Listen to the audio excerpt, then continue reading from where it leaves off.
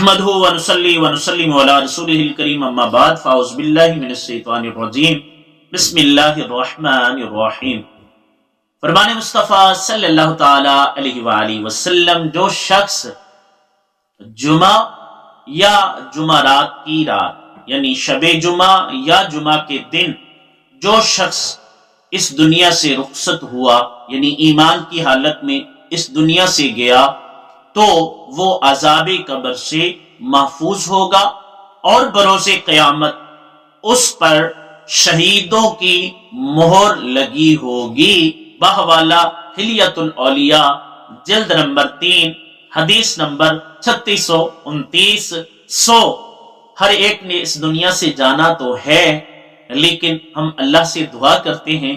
کہ یا اللہ ہمیں شہادت کے موت اپنے محبوب کے پڑوس میں، اپنے محبوب کے قدموں میں عطا فرمائے اور محبوب کا پڑوس بنائے،